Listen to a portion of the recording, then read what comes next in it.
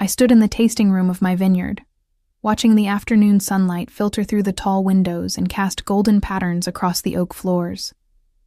The room smelled of earth and fermenting grapes, a scent that had become as familiar to me as my own heartbeat. 7 years ago, I had purchased this property with everything I had saved from my career in agricultural consulting. The vineyard sprawled across 42 acres of rolling hills in Napa Valley, a dream I had nurtured since childhood when I first tasted wine at my grandfather's table. My family had thought I was insane. My mother had called it a waste of money. My sister Victoria had laughed outright, saying I would fail within a year. But I had proven them all wrong. Through countless 18-hour days, through harvests that left my hands bleeding and my back aching, through winters when I questioned every decision I had made, I had built something extraordinary. The vineyard was now valued at $3.1 million, and our wines had won awards from San Francisco to New York. I walked through the rows of vines, checking the Cabernet Sauvignon grapes that would be ready for harvest in 6 weeks. The clusters hung heavy and dark, almost black in the fading light. My vineyard manager Javier had already left for the day, and I enjoyed these quiet evening walks alone. The silence was broken only by the distant sound of birds settling into the trees that bordered the property. My phone buzzed in my pocket. I ignored it. The phone buzzed again, then again. Finally, I pulled it out and saw 3 missed calls from my mother and 2 text messages asking when I would be home. Home. The word felt strange. I had not lived in my childhood house for 15 years, yet my mother still referred to it as my home. I drove to my parents' house that evening out of obligation rather than desire. My relationship with my family had grown strained over the years, particularly after I refused to give Victoria money to start her boutique 3 years ago. She had never forgiven me for that refusal, despite the fact that I had been drowning in debt from the vineyard at the time. The house looked the same as it always had, a sprawling ranch-style home with a perfectly manicured lawn. My father's car was in the driveway next to Victoria's white sedan. I parked behind them and sat for a moment, gathering the energy to face whatever drama awaited me inside. I let myself in through the front door. Voices drifted from the kitchen, animated and excited. I walked down the hallway, my footsteps silent on the carpet. As I approached, I heard Victoria's voice, high and breathless with excitement. The vineyard would be absolutely perfect. Can you imagine? 300 guests walking through the vines, the ceremony at sunset by the oak grove. It would be like something out of a magazine. I froze in the hallway, just out of sight. My mother's voice responded, warm and encouraging. I think it sounds wonderful, sweetheart. Catherine owns that property, and family is family. She will understand. But what if she says no? Victoria asked. You know how she is, always so uptight about her precious vineyard. She will not say no, my mother said firmly. That land is shared family property in spirit, if not on paper. We raised her to understand family obligations. She has no choice but to say yes. I felt my stomach drop. I stood completely still, barely breathing, as they continued planning Victoria's wedding at my vineyard. They discussed guest counts, catering options, tent placements. They talked about using my tasting room for the reception, my private residence for Victoria to get ready, my carefully cultivated grounds as their personal venue. Not once did anyone suggest asking me first. My father's voice joined the conversation. We should probably mention it to Catherine soon. The wedding is only 3 months away. I will talk to her tonight, my mother said. She will say yes. I am certain of it. I backed away from the kitchen, my mind racing. Part of me wanted to storm in and shut down their plans immediately. But something held me back. I wanted to see how far they would take this, how much they assumed they could simply take from me without asking. I walked into the kitchen with a bright smile. Hi, everyone. Sorry I am late. Traffic was terrible. My mother turned and embraced me, her perfume overwhelming. Catherine, darling, we were just talking about you. Nothing bad, I hope. I said lightly. Victoria smiled at me, the same smile she had used since childhood when she wanted something. Actually, I have the most exciting news. Timothy proposed last month, and we are getting married in October. Congratulations, I said, keeping my voice neutral. That is wonderful news. Thank you. Victoria clasped her hands together. We have been looking at venues, but everything is so expensive or already booked. Then Mom had this brilliant idea. I waited, watching my mother's face. We were thinking, my mother said carefully, that your vineyard would be the perfect location. It is so beautiful, and it would mean so much to have the wedding at a family property. 300 guests, Victoria added quickly. In October, during harvest season. Just imagine how gorgeous it would be. I looked at each of them in turn. My mother's expectant smile, Victoria's eager eyes, my father's uncomfortable expression, as if he knew this was wrong but lacked the courage to say so. Let me think about it, I said. Victoria's face fell. Think about it. Catherine, I am your sister. This is my wedding. I understand that, I said calmly. But October is our busiest season. Harvest happens in October. I have contracts, tours scheduled, a full production timeline. Surely you can reschedule some things, my mother said. Family should come first. I felt the old familiar pressure, the weight of expectations I had carried my entire childhood. My mother had always made it clear that Victoria was the favorite, the beautiful one, the charming one. I was the practical daughter, the one who worked hard and asked for nothing. Even now, standing in this kitchen with my own successful business behind me, I felt like the overlooked child again. I will think about it, I repeated. This is a big decision. What is there to think about? Victoria's voice rose. I am not asking you to pay for anything, just to use the space. Just the space, I echoed. 300 people walking through my vineyard during harvest, using my facilities, accessing my private property. It is not like you are using it that day, Victoria said. I almost laughed. The audacity was breathtaking. Actually, I am using it every day. It is a working vineyard, not a venue. My mother stood and walked over to me, placing her hand on my arm. Catherine, sweetheart, I know you have worked hard on that property. We are all very proud of you. But family is more important than business. Victoria only gets married once. This day is special. I hope she only gets married once, I said dryly. Given the divorce rates, one can never be certain. That is not funny, Victoria snapped. I was not joking. I pulled my arm from my mother's grasp. I said I will think about it. Can we please talk about something else? The rest of the dinner was tense. Victoria barely spoke to me. My mother kept bringing up wedding details, each comment a subtle pressure tactic. My father ate in silence, occasionally glancing at me with what might have been sympathy. I left as soon as I could politely escape, claiming an early morning at the vineyard. In my car, I sat with my hands on the steering wheel, trying to process what had happened. They had already planned the entire wedding at my property before even asking me. The entitlement was staggering. Over the next week, the pressure intensified. My mother called daily. Victoria sent long text messages about how hurt she was by my hesitation. Even my Aunt Rosemary, whom I had not spoken to in 2 years, called to tell me how selfish I was being. It is just one day, Rosemary said. One day out of your life to make your sister happy. It is not just one day, I explained for the 10th time.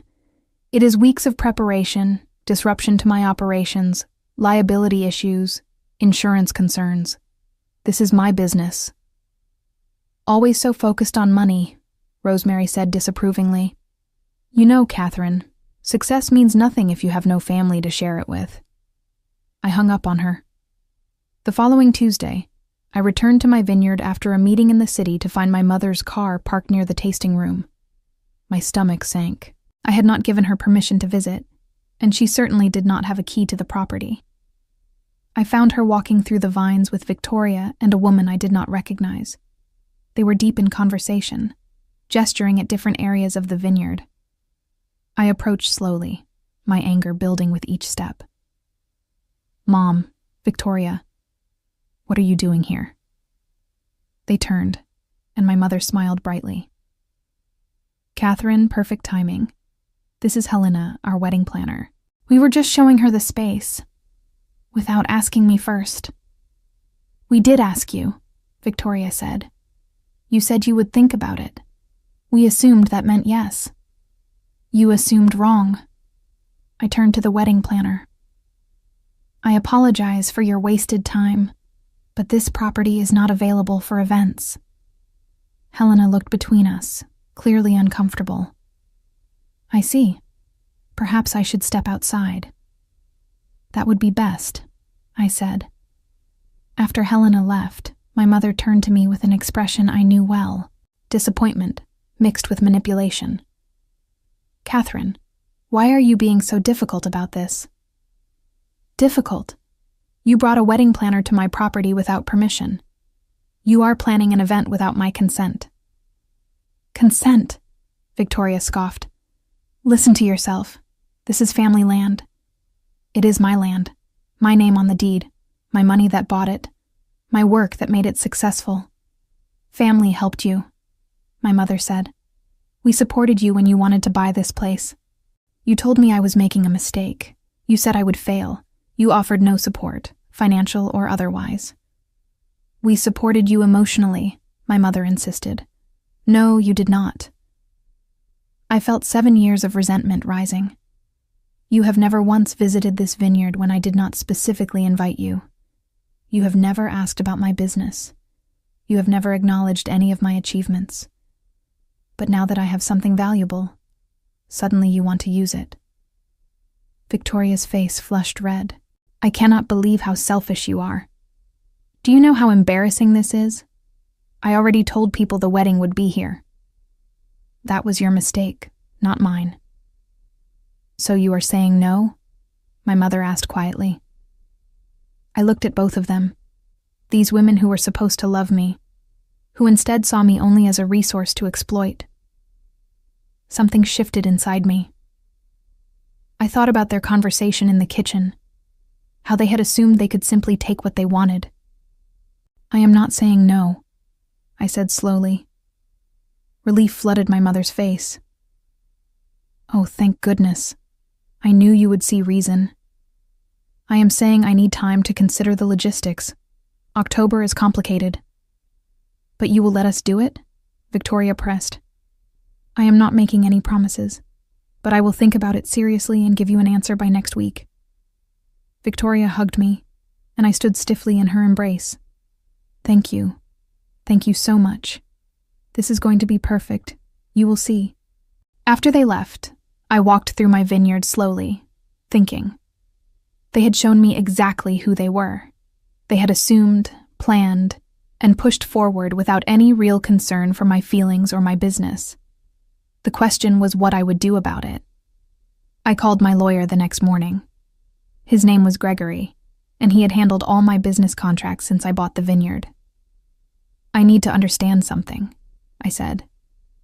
"If I were to allow an event on my property, what kind of liability am I facing?" Gregory explained the intricacies of event insurance, property liability, and the potential damages I could face if anything went wrong. "For 300 guests? Catherine, you would need significant coverage. We are talking about alcohol, transportation, potential injuries. If someone drives drunk and has an accident after leaving your property, you could be held liable. Even if I am not hosting the event? If it is my family's wedding? Your property, your liability. Unless you have ironclad contracts and proper insurance in place, you are opening yourself up to serious risk." "What would that insurance cost?" He quoted me a figure that made me wince. "And that is assuming you can even get coverage on such short notice. Most insurers want at least 6 months advance notice for event policies of this size." I thanked him and hung up. Then I called my accountant, Patricia, and explained the situation. "Are they paying you a venue fee?" Patricia asked. "They have not mentioned money at all. They seem to think because we are family, I should provide it for free." "Catherine, your property generates revenue. If you close it for a weekend during harvest season, you are losing money. Tour bookings, tasting room sales, private events that actually pay. Have you calculated the opportunity cost?" I had not, but Patricia ran the numbers for me. Between lost revenue and the insurance costs Gregory had quoted, allowing Victoria's wedding at my vineyard would cost me over $40,000. $40,000, I repeated slowly. At minimum. That is not counting potential damage to your vines, any accidents, or the disruption to your harvest schedule. Catherine, as your accountant, I have to advise against this. It makes no financial sense. I spent the next 3 days researching wedding venues in Napa Valley. The average cost for a 300-person wedding at a vineyard was between $15,000 and $30,000, not including catering or other services. Some venues charged as much as $50,000 just for the space. My family expected me to provide this for free. I made my decision on Thursday afternoon while walking through my Pinot Noir section. The grapes were almost ready, their skins thin and translucent in the sunlight. This was my life's work. These vines, this soil, this business I had built from nothing. I had sacrificed relationships, time, and my own physical health to make this vineyard successful, and my family thought they could simply take it whenever they wanted. I called my mother that evening. "I have made my decision about the wedding." "Oh, wonderful," she said. "Victoria will be so pleased. I am saying yes to hosting the wedding." My mother actually squealed. "Catherine, thank you so much. This means the world to us. However, there are conditions." Of course, whatever you need. I need everything in writing, a proper contract outlining the date, time, guest count, and areas of the property that can be accessed. I need proof of liability insurance covering the event, and I need a deposit." There was a pause. "A deposit?" "Yes, given the liability I am taking on and the revenue I will lose by closing the vineyard for the weekend, I need a deposit of $10,000, refundable if the event proceeds without issues. Catherine, this is family. We are not going to damage anything." Then the deposit will be returned. It is standard practice for any event venue. I have consulted with my lawyer and accountant, and they both insist on it. My mother's voice cooled considerably. "Let me discuss this with your father and Victoria." "Of course, but I need the deposit and signed contract within 2 weeks if the wedding is happening in October. Insurance takes time to arrange." I hung up feeling oddly calm. I knew what would happen next. My family would be outraged at the suggestion they should pay anything. They would accuse me of being greedy, of putting money before family. They would pressure and guilt and manipulate. But I had learned something important over the past week.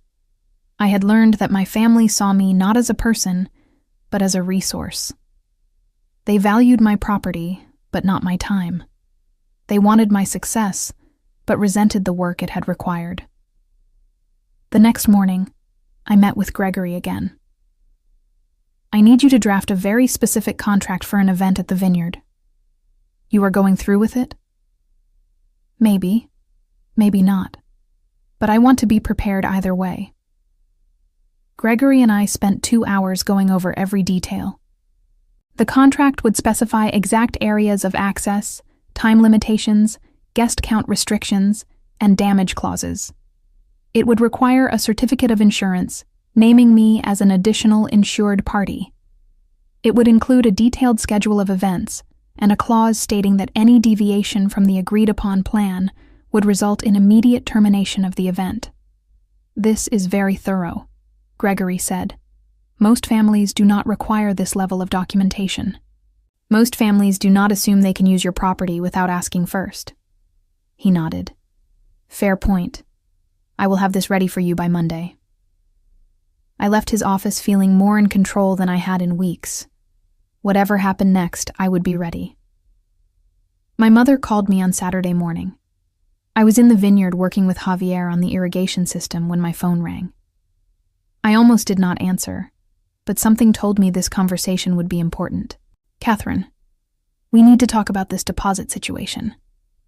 Good morning to you too, Mom. Your father and I are very disappointed. Victoria is in tears. She cannot believe you would charge your own sister for her wedding. I am not charging for the wedding. I am requiring standard insurance and a damage deposit. Any venue would require the same. But we are not any venue. We are family. Exactly. Which makes it even more important to have everything documented properly. If something goes wrong, I do not want family relationships destroyed over money disputes. My mother's voice took on the martyred tone I knew so well. You know we cannot afford $10,000 right now. Your father's business has been slow. Then perhaps Victoria should consider a less expensive venue. There are lovely parks that rent for a few $100s. Parks? Catherine, this is her wedding day, the most important day of her life. How can you be so heartless? I am being practical. Mom, do you have any idea what my property is worth? What could happen if 300 people are walking through it unsupervised? One lawsuit could destroy everything I have built. Nothing is going to happen. You are being paranoid. I am being responsible. Gregory explained the liability issues to me very clearly. Without proper insurance, I could lose everything. Gregory. My mother said his name like a curse. Always hiding behind lawyers and accountants. When did you become so cold, Catherine? Around the time my family started treating my business like their personal playground. She gasped. That is a horrible thing to say. It is the truth. You and Victoria walked through my property with a wedding planner without my permission. You planned an entire event without asking me first. You expected me to hand over my business for free because we share DNA. Family is supposed to support each other. Support goes both ways, Mom. When have you supported me? When I bought this vineyard, you told everyone I was crazy. When I won my first award, you did not even come to the ceremony. When I was working 20-hour days that first year, did you offer to help? Did anyone? Silence on the other end.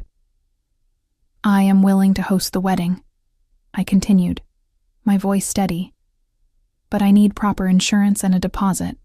Those are my terms. Take them or find another venue. Victoria will never forgive you for this. Then I suppose she will not forgive me. I hung up and stared at my phone for a long moment. My hands were shaking slightly. I had never spoken to my mother that way before. Some part of me expected lightning to strike or the ground to open up. Instead, the sun continued shining and the birds continued singing. Javier walked over, concern on his face. Everything okay, boss? Family drama, nothing new. He nodded sympathetically. My sister wanted to have her quinceañera here last year. I had to explain that I work here. I do not own it. What did she say? She was mad for about a week. Then she found a nice hall in town and got over it. He paused. Your family will get over it too. I wanted to believe him, but I knew my family better than that. Over the next week, I received a barrage of messages. Victoria sent me long texts about how I was ruining her life. My mother called repeatedly, alternating between guilt trips and anger. Even distant relatives I barely knew contacted me to tell me I was being selfish. The only person who did not contact me was my father. I found that more telling than anything else. On Wednesday, Victoria showed up at the vineyard unannounced. I was in the lab testing pH levels when Javier came to find me. Your sister is here. She seems upset. I sighed and headed to the tasting room. Victoria sat at one of the tables, her eyes red from crying. Real tears, or calculated ones, I could never tell with her. We need to talk, she said. I am listening. Why are you doing this to me? What did I ever do to you?" The question was so absurd I almost laughed. "Victoria, you have spent your entire life treating me like an ATM and a doormat. You borrowed money you never paid back. You took credit for my work in college. You convinced Mom and Dad that I was the cold, selfish daughter while you were the warm, loving one." That is not true. It is completely true. And now you want to use my property for free, and when I ask for basic protections, I am the villain. Victoria's tears stopped abruptly. "You know what? I have tried to be nice. I have tried to be understanding. But the truth is, you are jealous." "Jealous?" "Yes. Jealous that I am getting married and you are alone. Jealous that people actually like me while you hide out here with your vines. Jealous that I have always been Mom's favorite. Finally, some honesty." She stood up. "I hope you are happy, Catherine.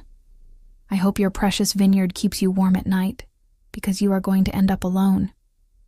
Nobody wants to be around someone so cold and bitter. If I am cold and bitter, maybe it is because I spent my whole life being used by people who claim to love me." Victoria grabbed her purse. "We are having the wedding here whether you like it or not. This is family land, no matter what your precious deed says." "Actually, it is not. And if you try to have an event here without a proper contract and insurance, I will call the police and have everyone removed for trespassing. You would not dare. Try me." She stared at me for a long moment, perhaps finally realizing I was serious. Then she turned and walked out, slamming the door behind her. I sat down at the table she had vacated, my heart pounding. Javier appeared with a glass of our Chardonnay. "You look like you need this." "Thank you." I took a sip, letting the cool, crisp taste ground me. That was my sister. I gathered. She seems like a piece of work. That is putting it mildly. That evening, I sat in my office going through emails when I found something that made my blood run cold. It was a marketing email from a local catering company, thanking me for choosing them for my upcoming October event. I had not contacted any catering companies. I called the number immediately. A cheerful woman answered. "This is Catherine. I received an email about an event in October, but I did not book anything with your company." "Oh, let me check. Yes, here it is. Catherine's Vineyard, October 12th, 300 guests. Your sister Victoria made the booking 3 weeks ago." 3 weeks ago? Before I had even agreed to host the event. "I am sorry. Is there a problem?" "Yes. I did not authorize this booking. I need you to cancel it immediately." "But we have already ordered specialty items. There will be cancellation fees." "Send those fees to Victoria. This is not my event." I hung up and immediately started searching my emails more carefully. What I found was infuriating. Victoria had been booking vendors using my name and property for over a month. She had hired a florist, a photographer, a DJ, and a rental company for tables and chairs. Everything was scheduled for October 12th at my vineyard. I called Victoria immediately. She answered on the 4th ring, her voice wary. "What do you want, Catherine?" "I want to know why you have been booking vendors for my property without permission." "I was just being proactive. I knew you would say yes eventually." "I have not said yes. In fact, I specifically told you I needed insurance and a deposit first." "Oh, stop being so dramatic. Nobody is going to get hurt at a wedding." "That is not the point. The point is, you have been using my name and property to make bookings without authorization. That is fraud, Victoria." "Fraud? Are you seriously threatening me with legal action?" "I am telling you that what you did was illegal. You do not have permission to use my property or my business name. It is a family property. For the last time, it is not. And if you continue this behavior, I will take legal action." Victoria laughed, a harsh sound. "Go ahead, sue your own sister. That will look great for your precious reputation." She hung up on me. I sat staring at my phone, furious and hurt in equal measure. How had my family become these people? Or had they always been this way, and I had just been too blind to see it?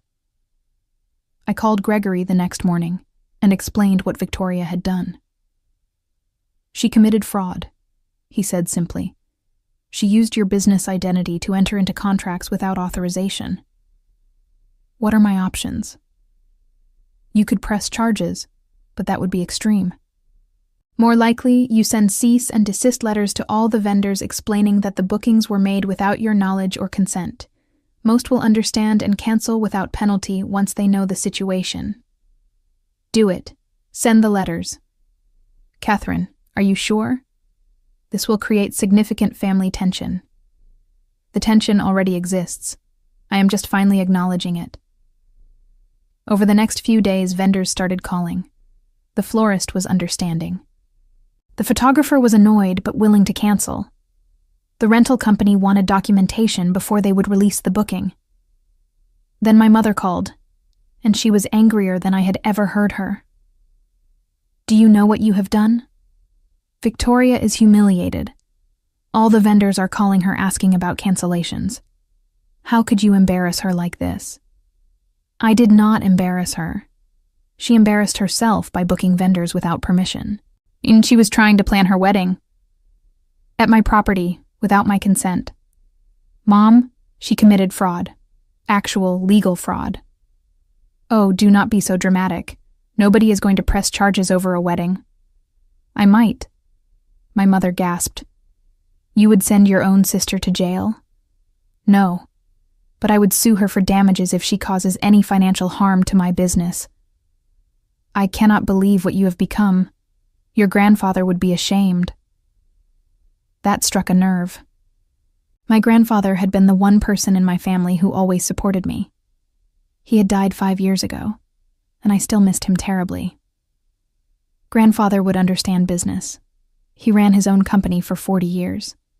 He would know that what Victoria did was wrong. He would know that family matters more than money. He would know that family should not steal from each other. My mother hung up on me. I sat in my office feeling completely drained. This had escalated far beyond a simple wedding venue dispute. Lines had been drawn, and I was on one side while my entire family was on the other. That weekend, I visited my grandfather's grave. The cemetery was quiet, peaceful. I sat on the grass next to his headstone and talked to him the way I used to when he was alive. "I do not know what to do, Grandpa.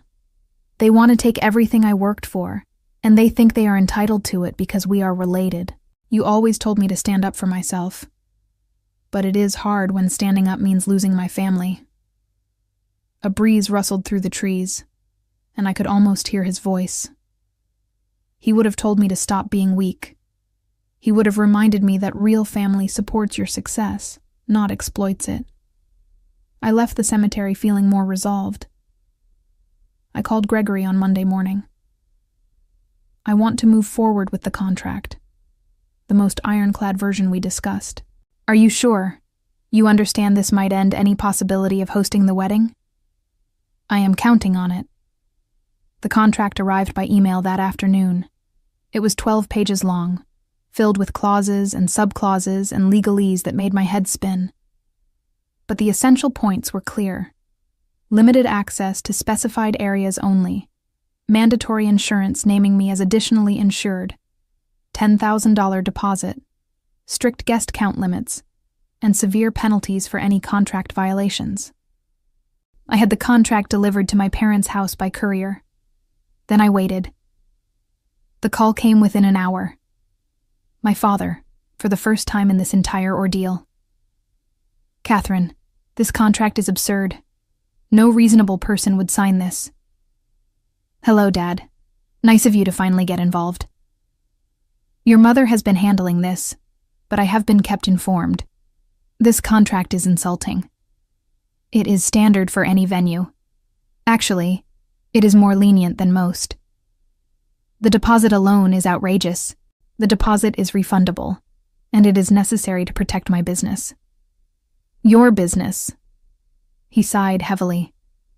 "When did you become so obsessed with money?"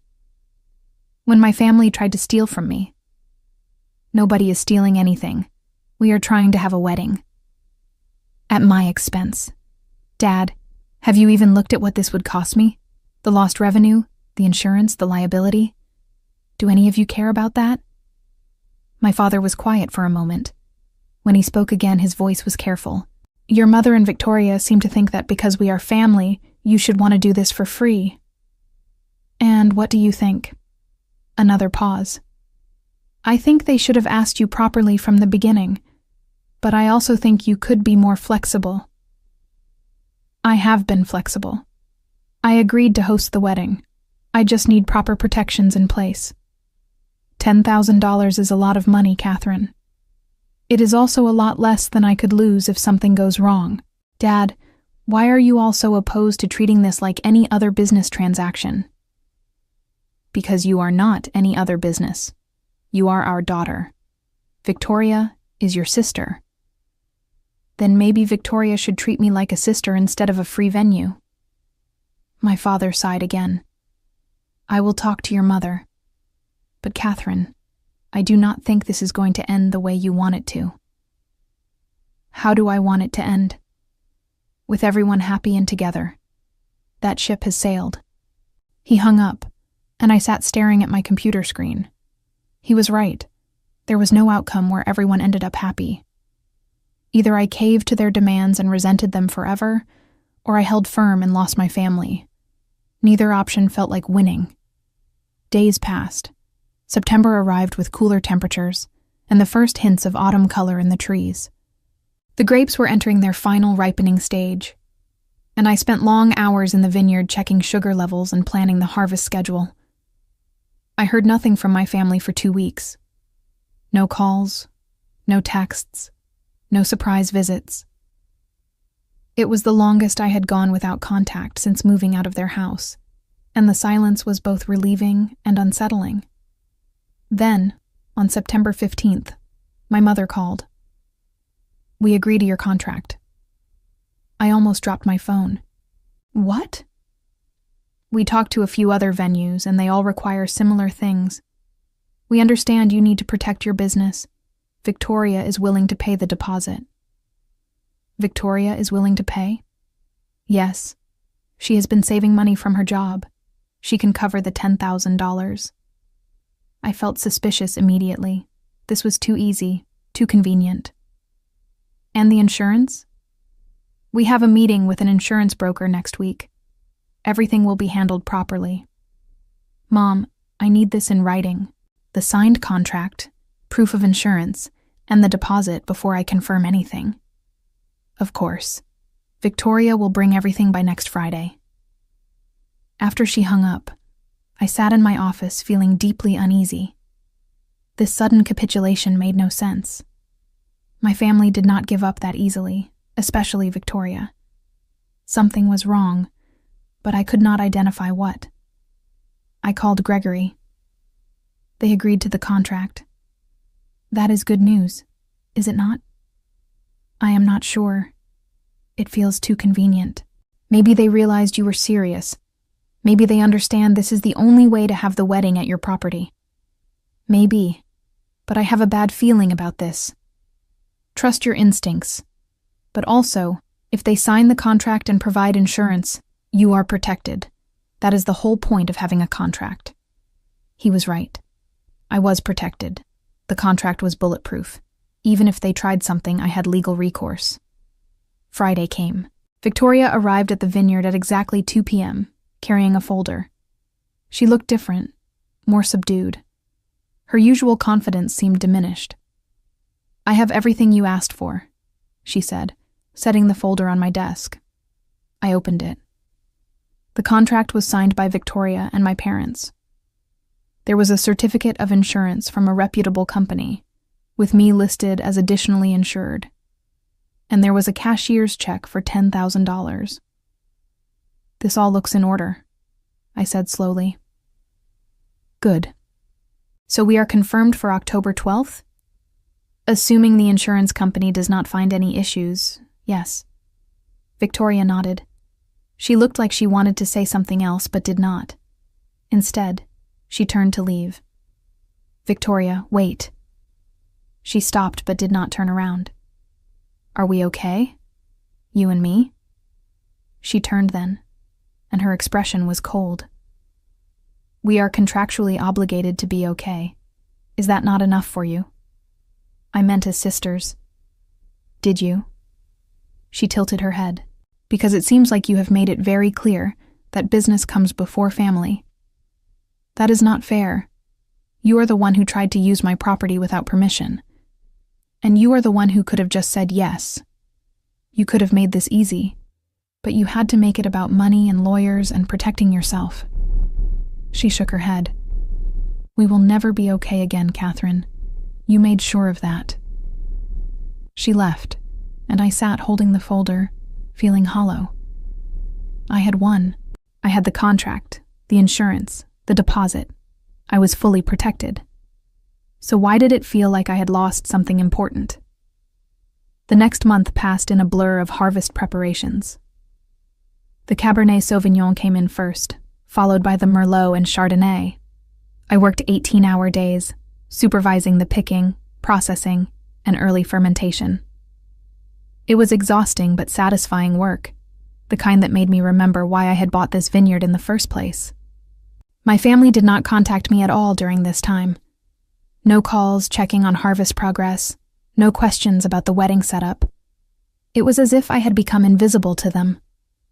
1 week before the wedding, my mother finally called. We need to do a final walkthrough of the property. Of course. When were you thinking? Tomorrow afternoon. Victoria, the wedding planner Helena, and I will be there. That is fine. Come at 2 p.m. The walkthrough was tense and professional. Helena asked intelligent questions about electrical access, parking, and backup plans for rain. Victoria barely spoke to me.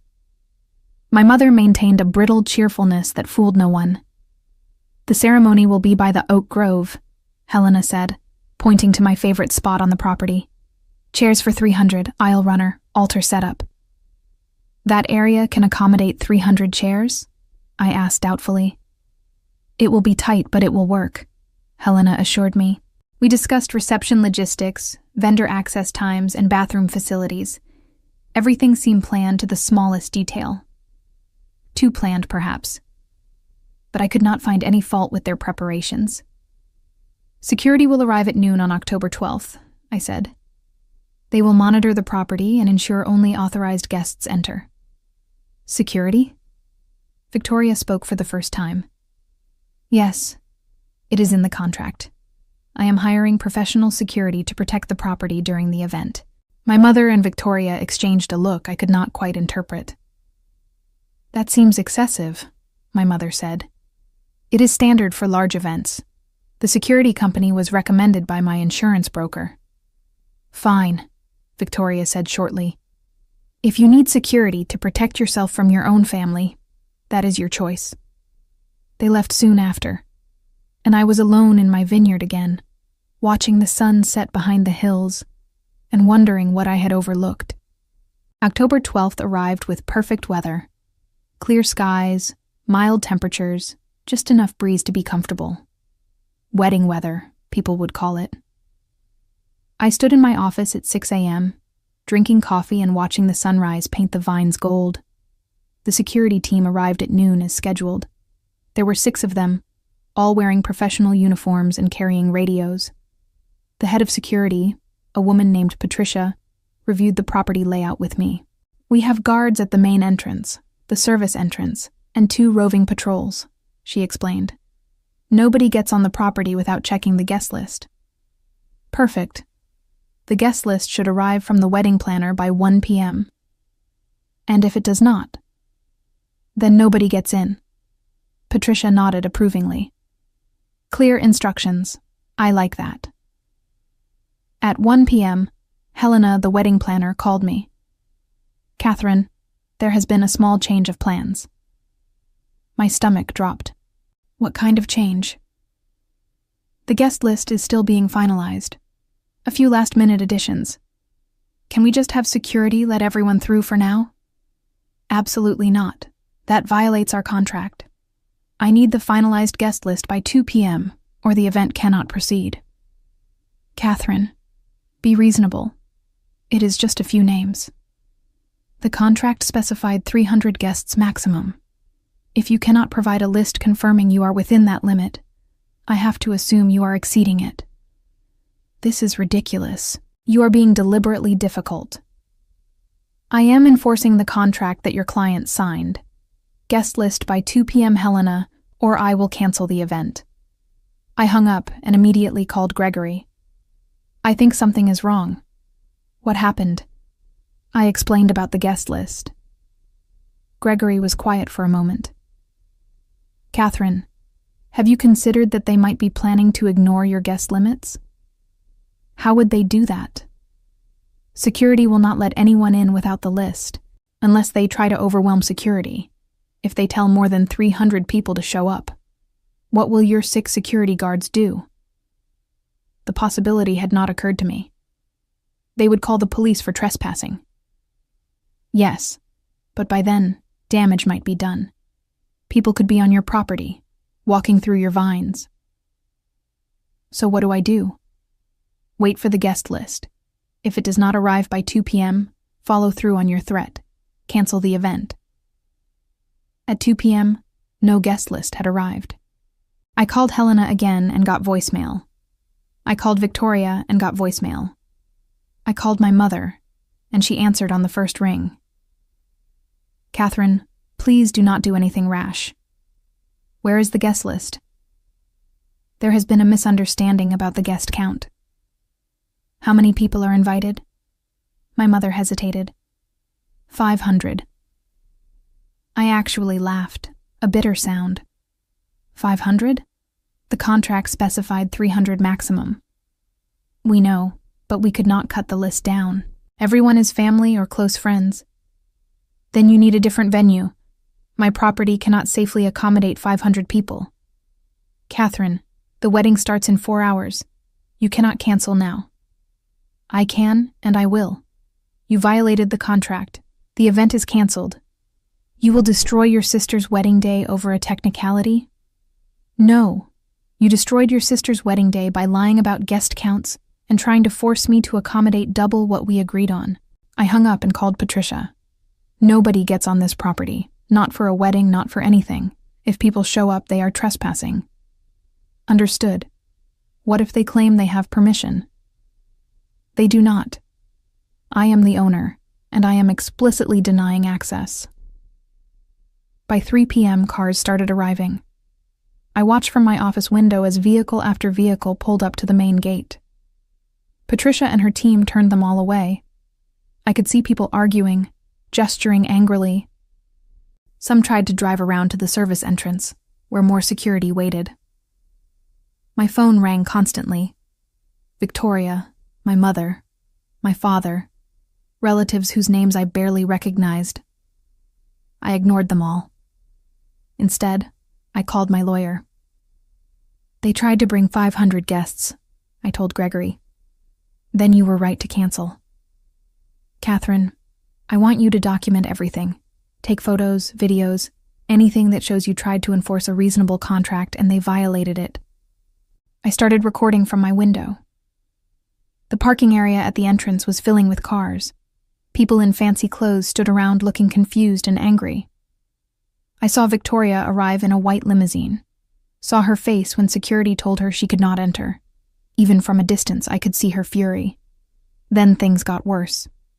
A large rental truck arrived, presumably with tables and chairs. The driver argued with security, trying to explain he had a delivery. Patricia stood firm. No access. A catering van, a florist van, the DJ's truck. All turned away at the gate. My mother called me, her voice shaking. Catherine, there are 300 people standing outside your vineyard. Victoria is in her wedding dress. The photographer is here. Please, please let them in. You told me 500 guests. I exaggerated. It is only 350. Please. The contract said 300 maximum. You agreed to that limit. We could not cut 50 people from the list. They are all important. Then you should have found a venue that could accommodate 350 people. Or you should have been honest with me from the beginning. Catherine, I am begging you. Please do not do this. You did this, Mom. Not me. You knew the rules, and you chose to break them. She is your sister, and you are both liars. I ended the call. At 4 p.m., the chaos at the gate was reaching a peak. Some guests were giving up and leaving. Others were still arguing with security. I saw Timothy, Victoria's fiancé, looking devastated in his tuxedo. Part of me felt sorry for him. He seemed like a decent person caught up in my family's dysfunction. Then I saw Victoria do something that erased any sympathy I might have felt. She tried to climb the fence, actually attempted to scale the 6-foot barrier in her wedding dress. Security stopped her, and she screamed at them. I could not hear the words from my office, but I could see her rage, her entitlement, her absolute certainty that she should get what she wanted regardless of rules or agreements. My father appeared and pulled her away from the fence. They had an animated argument, his hands gesturing, her face twisted with anger. Finally, she turned and walked back to the limousine. Guests continued leaving. By 5 p.m., most had given up. By 6 p.m., the parking area was almost empty. A few stragglers remained, probably hoping for a last-minute change of heart that would never come. I walked outside for the first time since morning. The sun was setting, painting the sky in shades of orange and pink. The vines rustled in the evening breeze. My beautiful, peaceful property had been completely untouched by the chaos that had raged at its borders. Patricia approached me. That was intense. Your family does not take no for an answer. No, they do not. For what it is worth, you did the right thing. We counted at least 400 people who tried to get in. If you had let them all access your property during harvest season, someone would have been hurt. Thank you. I appreciate you and your team holding the line. After security left, I sat on my porch and watched the last light fade from the sky. My phone had stopped ringing. The silence felt heavy, loaded with consequences I was only beginning to understand. The next day, I woke to find my phone full of voicemails and text messages. Most were from relatives telling me I was cruel, heartless, selfish. A few were from people I did not even know, friends of Victoria who felt compelled to share their opinions about my character. I deleted them all without listening.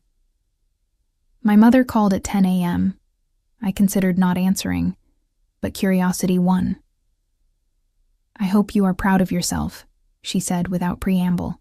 I am proud that I protected my business and enforced a contract you signed. You humiliated your sister in front of everyone she knows. The story is all over social media. People are calling you a monster. People who do not know the full story. What full story?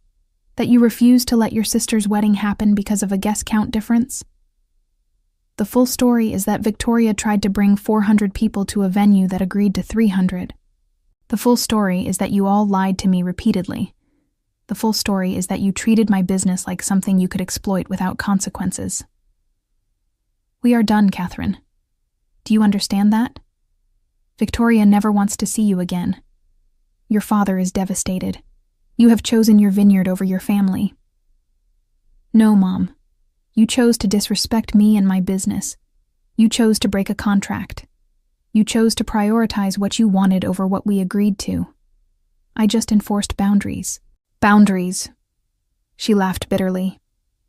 I raised you to be part of a family, not an island. You raised me to know my place. The quiet daughter. The one who works hard and asks for nothing. The one who should be grateful for any attention from her golden sister. Well, I am done with that role. Then I suppose we are done with you. She hung up. I sat in my kitchen, staring at my phone, waiting to feel something. Regret, maybe. Sadness. But all I felt was relief. A weight I had been carrying my entire life had finally lifted. The days following the canceled wedding were strange. I threw myself into work, processing the harvest, managing fermentation, planning the next vintage. Javier and the rest of my staff never mentioned what had happened, though I was certain they had heard the story. "You okay, boss?" Javier asked one afternoon as we checked the barrel room. "I am surprisingly okay, actually." He nodded. Family can be complicated. My mother did not speak to me for a year after I moved out. Eventually, she got over it. I do not think my family will get over this. Maybe not, but you will be okay either way. He was right. I would be okay. For the first time in my life, I had put my own needs first, and the world had not ended. 2 weeks after the wedding that never was, I received a letter from Victoria's lawyer. They were suing me for emotional distress and breach of contract. I read the complaint with a sense of detached amusement. They claimed I had agreed to host the wedding, and then canceled at the last minute, causing emotional harm and financial damages. I forwarded the complaint to Gregory, who called me laughing. "This is the weakest lawsuit I have ever seen. You have a signed contract limiting guests to 300. You have documentation that they tried to bring 400. You have security footage showing they violated the agreement. This will be dismissed immediately. Should I countersue? For what? Fraud, breach of contract, trespassing attempts, defamation, given what they are saying about me on social media." Gregory was quiet for a moment. "You would probably win. But is that what you want? More months of legal battles with your family?" I thought about it. Did I want revenge beyond what I had already taken? Did I want to drag them through court, force them to pay damages, make them suffer financially the way they had tried to make me suffer? "No," I said finally. "Let them have their lawsuit. It will be dismissed, and that will be the end of it." "You are sure?" "I am sure. I do not need revenge, Gregory. I just need them to leave me alone." The lawsuit was dismissed 6 weeks later, exactly as Gregory predicted. The judge ruled that I had acted within my rights as a property owner and had enforced a valid contract. Victoria was ordered to pay my legal fees. I never received that payment. I did not expect to. 3 months later, I was featured in a wine magazine. The article was about successful women in the wine industry, and they wanted to photograph me in my vineyard. I almost said no, too aware of how the story would look to my family. But then I realized I did not care anymore. The article came out in February. It was beautiful. 4 pages of photos and interviews. They quoted me talking about building a business from nothing, about trusting my instincts, about the satisfaction of creating something lasting. My phone rang the day the article published. It was my father. "I read the magazine article," he said. "And?" "It was well done. You should be proud." "Thank you." "Catherine, I know we cannot undo what happened. But I want you to know that I understand why you did what you did. I do not agree with all of it, but I understand." It was not an apology, but it was something. "I appreciate that, Dad. Your mother and Victoria are still very angry." "I know. I am not asking you to apologize. I just wanted you to hear that I am proud of what you have built here, even if I did not say it before." After he hung up, I sat on my porch and looked at my vineyard. The vines were dormant now, bare branches reaching toward a gray winter sky. In a few months, they would bud again, would leaf out and flower and fruit. The cycle would continue, as it always did. I thought about revenge, about whether what I had done constituted revenge or just self-defense. I had not set out to hurt anyone. I had simply refused to be used. The fact that my family experienced consequences from their own actions was not my responsibility, but I would be lying if I said there was not some satisfaction in it, in standing firm, in watching them realize I could not be pushed around anymore, in proving that my business was mine, not theirs to commandeer whenever convenient. Victoria and Timothy eventually married at a hotel in the city. I saw photos on social media. It looked like a nice wedding. Smaller than she had wanted, perhaps, but nice. I felt nothing when I saw the pictures. No regret, no vindication, just a distant sense of closure. Within a year, my mother's health declined, and my father reached out occasionally with updates. I listened politely but did not visit. The bridge between us had burned so thoroughly that rebuilding felt impossible, and I was not certain I wanted to try. Victoria eventually sent the check for my legal fees, accompanied by a note that said simply, "I hope you are happy now." I deposited the check and threw away the note. Happiness had nothing to do with it. My vineyard thrived. I hired more staff, expanded production, won more awards. I dated occasionally, built friendships within the wine community, traveled to vineyards in France and Italy to learn new techniques. I created a life that was mine alone, built on my own terms. The year after the canceled wedding marked a turning point. Word spread in the industry about what had happened, though the details got distorted in retelling. Some people thought I was ruthless. Others thought I was brave. I did not care much about either interpretation. I knew the truth of what had happened, and that was enough. Standing in my vineyard that night after blocking the wedding, watching 300 angry guests denied entry, I had felt powerful in a way I never had before. Not cruel, not vindictive, but simply certain of my own worth. They had expected me to break. I had chosen not to, and in that choice, I had reclaimed something I did not even realize I had lost. In the months that followed, Victoria's life unraveled in ways I never anticipated. The lawsuit against me cost her thousands in legal fees that were never recovered. Her reputation suffered as the true story emerged through mutual acquaintances who knew the full details of what she had attempted. Timothy, who had seemed like a decent man caught in a terrible situation, left her 6 months after their City Hall wedding, unable to forgive how she had dragged him into such a destructive conflict. She lost her job at the marketing firm after the stress affected her performance, and her social circle shrank as friends tired of her constant complaints and blame-shifting. My mother, who had enabled Victoria's behavior for decades, found herself isolated as well, with relatives quietly distancing themselves after learning the truth. They had assumed they could take what they wanted without consequences, and when consequences arrived, they shattered. I built something that no one could take from me, and in defending it, I learned that protecting yourself is not cruelty, it is survival. Looking back on that October day when I watched their perfect plan collapse at my gates, I felt no guilt for the boundaries I had enforced. Some called it revenge, but it was simpler than that. It was the moment I stopped apologizing for being valuable, stopped shrinking to make others comfortable, and finally claimed the life I had earned through years of backbreaking work. The vineyard still stands, the vines still fruit, and I stand with them, rooted, thriving, and finally, irrevocably free.